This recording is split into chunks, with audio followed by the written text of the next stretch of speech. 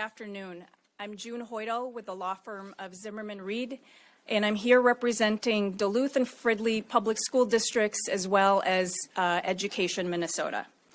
This morning, we filed a federal lawsuit challenging the federal government's decision to remove long-standing safeguards that limited immigration enforcement activity in and around our schools. For decades, federal policy recognized that schools are different, places designed for children, education, and for the stability that families depend on. This case was filed to restore clarity and legal boundaries around schools after those protections were removed without appropriate legal process. After that change, school leaders in Minnesota began seeing the effects quickly. Attendance declined, families' daily routines and the sense of safety that schools depend on were overshadowed by fear. As a result, schools had to adjust their schedules, cancel activities, and redirect time away from teaching and towards managing this uncertainty brought about by this change in policy. What our clients are seeking is a court order to restore clear limits around schools consistent with long-standing policy so that schools can function as intended. You'll now hear from school teachers and educators who are closer to this issue and its effects on schools. I'll hand it over to Monica Byron. Thank you. Well, good afternoon, everyone, and thank you so much for coming. I'm a teacher on leave from the Richfield Public Schools, serving as president of Education Minnesota. All the groups here today bring their own perspective to this lawsuit. I, of course, think like a teacher. The Code of Ethics for Minnesota educators states, quote, "A teacher shall make reasonable effort to protect the student from conditions harmful to health and safety," unquote. Although it pains me to say this, one of the greatest threats to the health and safety of Minnesota's school-age children right now are the ICE and Border Patrol agents in our state. The ICE presence at and near Minnesota schools is causing lockdowns, emptying schools, and traumatizing children every day. Over the past month, we've seen many examples of students, educators, and our communities being hurt by the conduct of immigration agents near or on our schools. Spraying chemical irritants at high school students during dismissal time, questioning students about their immigration status for no clear reason other than their skin color, and using a 5-year-old returning home from preschool as bait to try to arrest his parents. These actions are not only shocking, they're unlawful. They are not only disturbing, they are disrupting the safe spaces educators create for our students. Our students can't learn, our educators can't teach, and when there are masked, armed agents outside of classroom windows, sometimes for days and days, that leaves our students and educators traumatized. Thousands of students have missed weeks of school, and their absences leave a hole in our communities. The really young students that I taught, they come home from school and they don't understand the politics. And you know what? They don't care. They just miss their friends. They just want them back. Look, I represent a union of educators, teachers, bus drivers, custodians, paraprofessionals, social workers, and higher education faculty. And honestly, we're all exhausted. Every day, we're helping students and families who are living in fear. We worry constantly about immigration agents raiding our workspaces. And we feel the ache of knowing we can't honestly tell our students that they're safe. But we're still bringing this lawsuit because we feel a moral obligation to use our voices to protect the children whose educations are being disrupted. And we're doing it all for the educators who just want to return to teaching. Happy, curious, rambunctious, smiling, optimistic students are what we want to see in our spaces. I'm just going to tell you, we all are missing that. So now let's hear from John Magus, who is the superintendent of the Duluth Public Schools. John? Thank you. Good afternoon. I'm John Magus, superintendent of Duluth Public Schools. And for decades, schools were considered safe locations, locations free of impacts like we've just heard about. This wasn't a complex legal theory. It was a simple and powerful promise that a child's classroom should be a place of learning, not of fear. It ensured that immigration enforcement could not happen on our school grounds, on our buses, or near our buildings. The removal of this long-standing protection has led to immediate and real consequences for our learning community. We've seen increased anxiety amongst our students. We've seen decreases in attendance and families questioning whether school remains a safe and predictable place for their children. Schools function best when families have trust in the educational institutions, and that cannot happen with the fear and instability that has been part of today's world. We see it every day. We have over 24 families who have experienced and expressed profound fears. We have some that have self-deported. Others are keeping their children home. We have dedicated staff members of color who now carry their passports with them at all times, just hoping to avoid wrong detention. We've also seen students who were once excelling in their classes now failing, their mental health shattered by the continued and constant weight of this anxiety. This is not an environment for learning that any of us accept, and we believe that this policy change is misguided and harmful. Now, some of you might ask, why is Duluth taking a lead in this? Why are we interested? Well, our district has not experienced the large-scale enforcement that we've seen here in other districts. It's important for us to stand up as good neighbors. That's what we've seen in Minnesota. Whether it's in the streets of Minneapolis or whether it's the neighbors to the north in Duluth, we want to stand up for our neighbors here in Minnesota and across the country. Many districts are facing huge and disproportionate pressure and putting pressure on freedom of speech, and this is something that needs to stop immediately as well. It's important that when many districts are unable to speak up because of this pressure, that other districts speak up on their behalf, the Minnesota neighbors that they deserve. We want to fight on their behalf and behalf of all students in the state of Minnesota. This lawsuit is more than just about our district or the districts that are signed on. It's about standing up for the fundamental principle that schools must remain safe and welcoming environments that are secure places for every child, regardless of their background or immigration status. And now I'd like to present Superintendent Brenda Lewis from Fridley. Thank you so much, Brenda Lewis, Superintendent of Fridley Public Schools. I'm actually going to abandon my pre-prepared talking points. So this morning, I had a glimmer of hope with the 700 ICE agents being immediately withdrawn, right? That glimmer of hope lasted maybe 3 minutes, and all of a sudden, John got a call from me at about 9:15 this morning, and this is how 600 of our elementary students were welcome this morning. We have 2 elementaries. This is how one of the elementaries started. 6 ICE vehicles. Now remember, there's more than one ICE agent per vehicle. One of them had 4 agents, came up and back, up and back, up and back, right outside of our school. We had a mother that arrived with her child who is legally in the United States, who was terrified and was followed by 2 ICE vehicles for no apparent reason.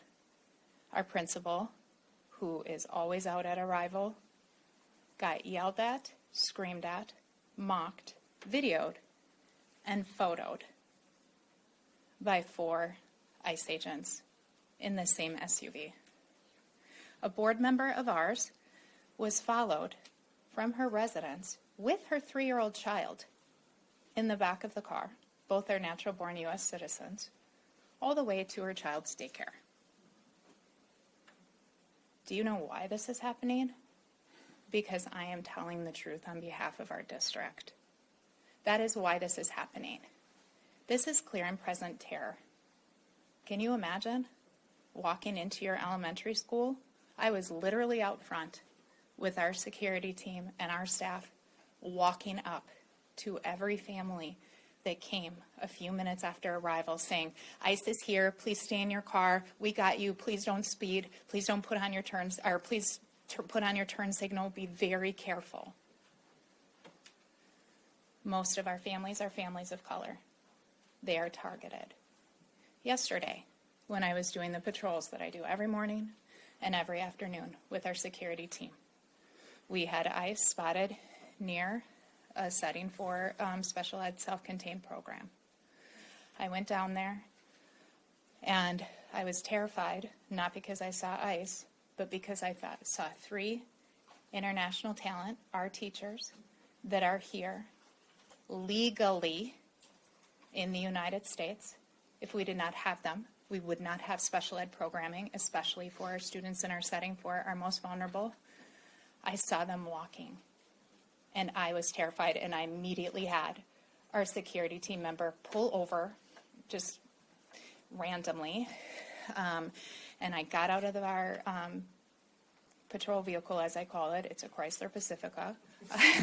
I know, I wish it had a little more muscle, but yeah.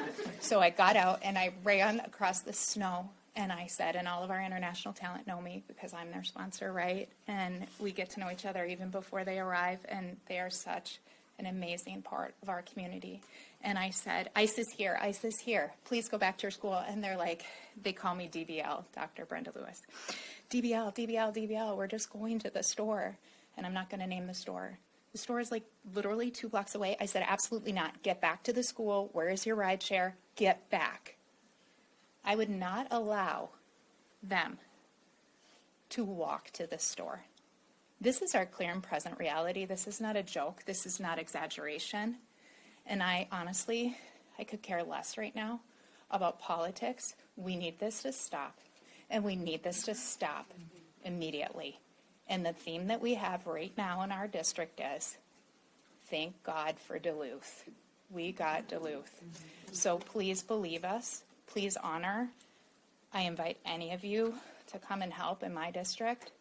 It is pure and present evil, and we are denying children the right to human dignity and basic safety. And our staff shows up every single day. And guess what? We had the call went out, and we had so many volunteers there sanctuarying our school today. And that's exactly what's happening now at all of our schools. Thank you for your time today. I'm sorry to introduce you. Hello, my name is Kristen Sinicariello. That's hard to spell, so that's Sinicariello. I'm a high school social studies teacher, a girls soccer coach, and a proud member of the Columbia Heights Federation of Teachers. Since Operation Metro Surge began, there has been monumental destruction and disruption to our student learning and our broader school community.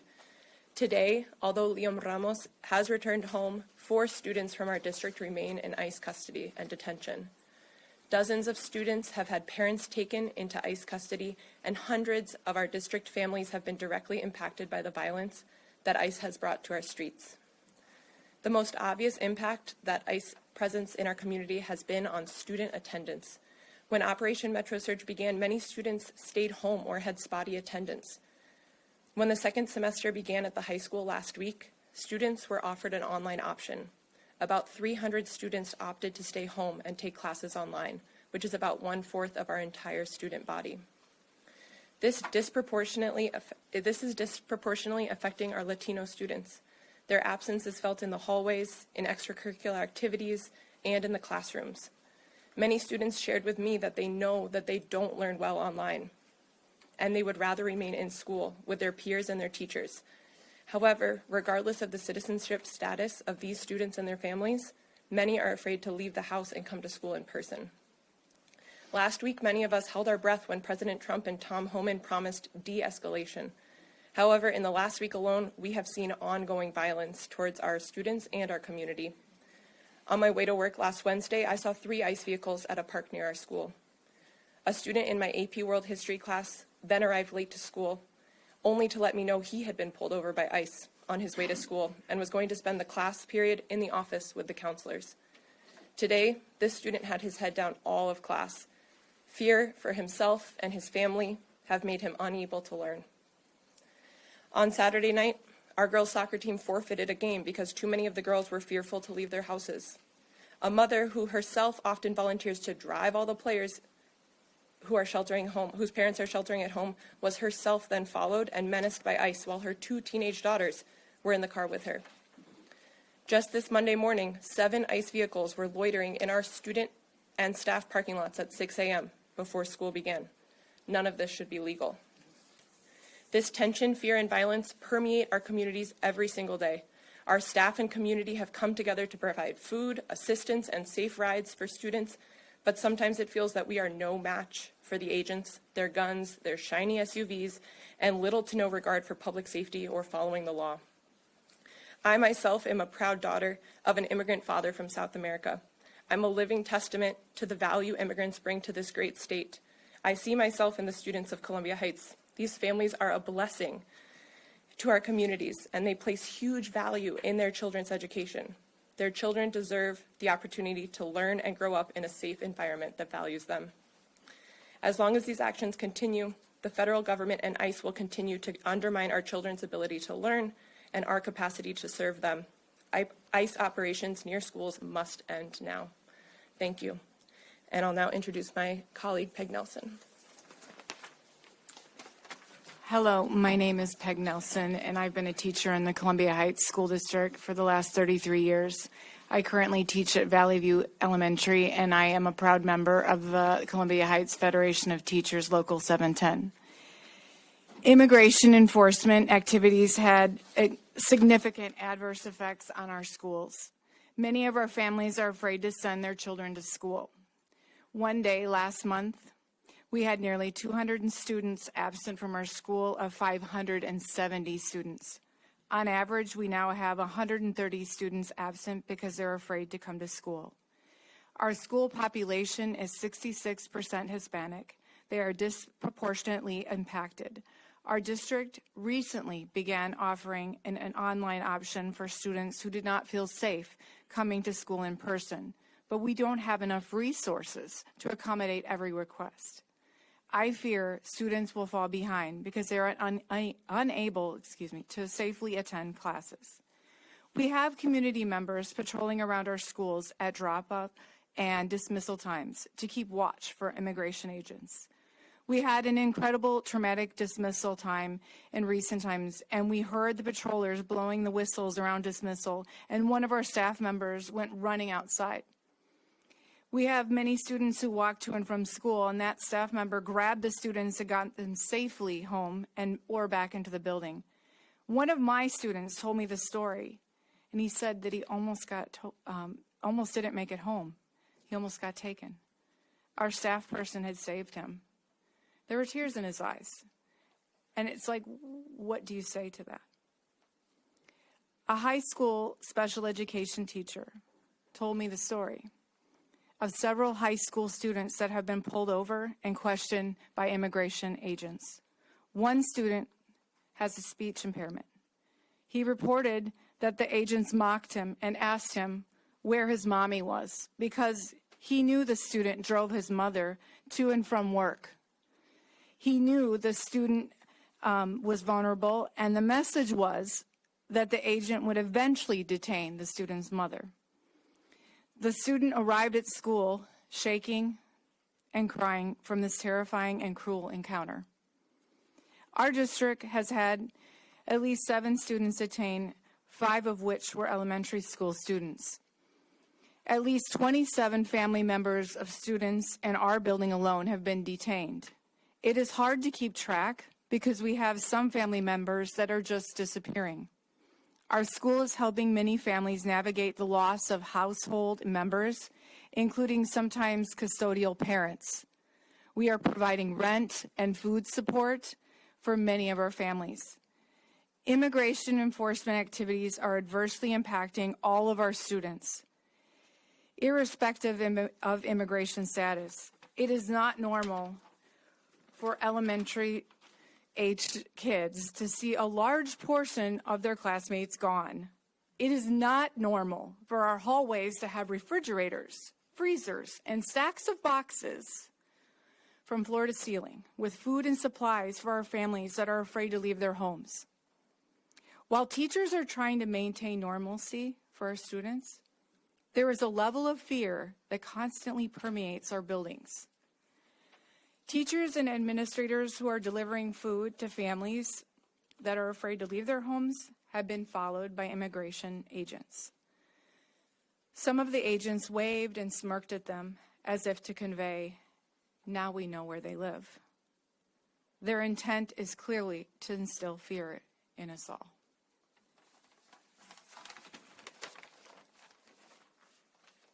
Thank you, everyone. We'll now take questions, if there are any.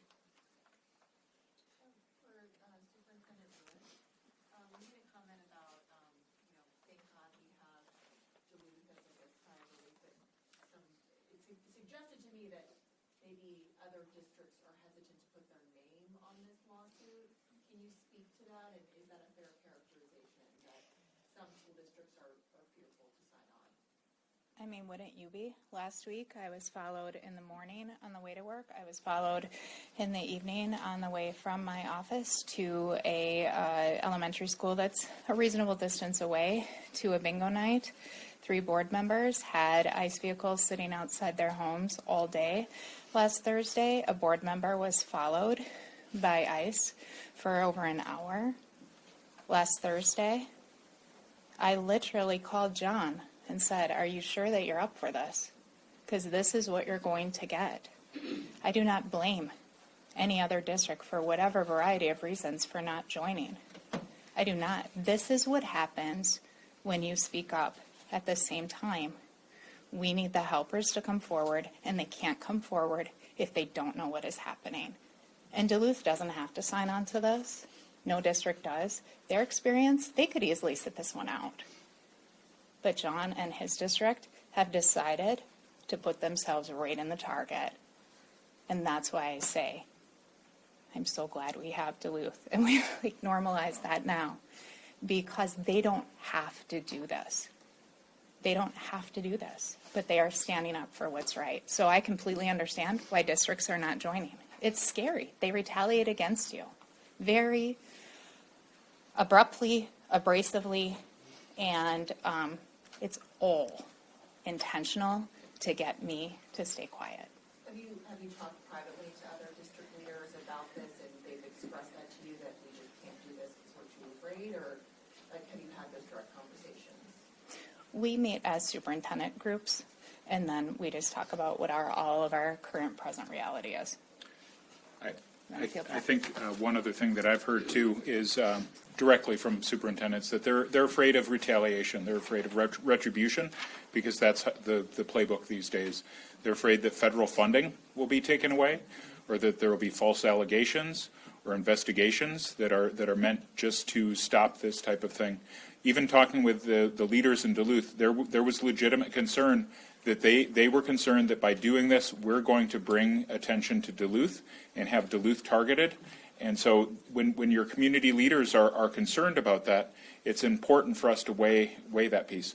But again, federal funding, investigation, all of those things, I think that those are concerns that we've heard. And I know that others are still considering joining and considering that, and I think that we need to look at that as well. I think that there also needs to be a national movement for this. One of the other thing that I think is misrepresented a little bit in the press right now is that we as districts are paying for this. There isn't any taxpayer money or any school district money that is being used for this, and I think that's important to note, that we're being funded through Education Minnesota, and I think it's important that we all stand up and speak up for our neighbors. Minnesota COVID.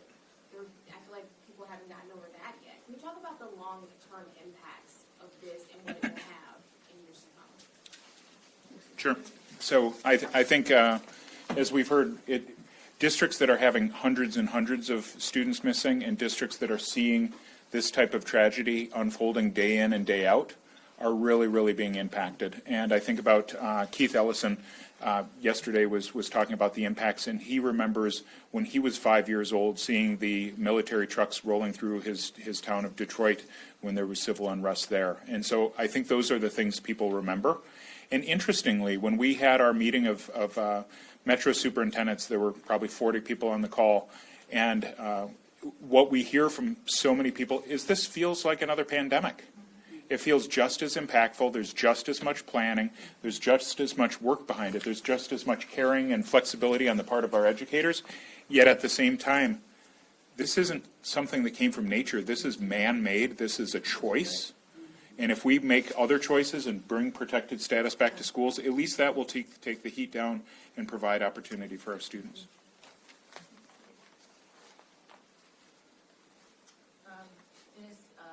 I reached out to DHS for comments about this lawsuit and the policy and their decision to rescind the policy that you guys are would like to see restored. And they said that, quote, ICE is not going to schools to arrest children. We are protecting children. They go on to say that criminals can no longer hide in schools. They can use there may be a situation where arrest may be made to protect public safety if a dangerous felon were to flee into a school. Basically saying this allows them to use common sense to enforce immigration law, is my paraphrasing of what this is saying. Has there been any instance in which those people they described, a child sex offender, an illegal immigrant who is a felon, who has been arrested on school property? Does anybody know of an instance of that happening? I do not, but the interesting thing is they had that power for those types of situations with that legal guidance. And I think it's a purposeful taking away of policy to create chaos, to create disorder, to create fear. It's not about having that guidance in place, it's about creating fear. And that's the unfortunate piece. Everybody here who's working, there's so much extra stress. You could have that in place. And I think protected status for schools, that's what this is about. But also when we think about protected status for hospitals, where people are seeking medical care or avoiding it now, or places of worship, or when you think about students and people who might be sex trafficked and are afraid to go to the authorities now because they're afraid of being immigration enforcement. I've talked to law enforcement officers who really are so frustrated with this as well because they've worked for years to put in supports for building the relationships, and they've all been eroded now. And so there's a lot of frustration by a lot of people. We're all about law enforcement. We're all about legal enforcement of important things, but we can do that with this in place.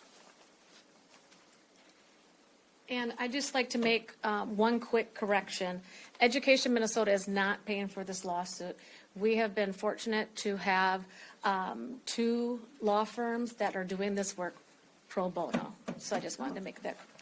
I apologize. No, that's okay. Other questions? Thank you. Can you talk about next steps? And are you hoping that other districts will sign on here? You talked a lot about the reality you're living through right now. What do you hope next steps can I just want ICE out of our schools, all of our schools. I'm also worried that this is a national pattern. I have some sort of webinar, something coming up where I'm talking to leaders from across the nation that are terrified and they want to meet with me to learn how to prepare for ICE. That's ridiculous. I would rather talk to them about literacy strategies or things like that. So what we want, anyone can correct me here, as a collective, please, just let us have our safe learning environments back. That is what we are asking for. And with the lawsuit itself, are you hoping that more districts will sign on? I mean, go ahead, John. We hope for that as well. And related to that other question, I think when we're considering immigration reform, we've heard a lot of things about body cameras, we've heard a lot of things about removal of masks, but I haven't heard on the national conversation piece about returning protected status to schools, so that would be something else that we'd like. And then the second part of your question? Just, next steps for the lawsuit. Yeah. Great.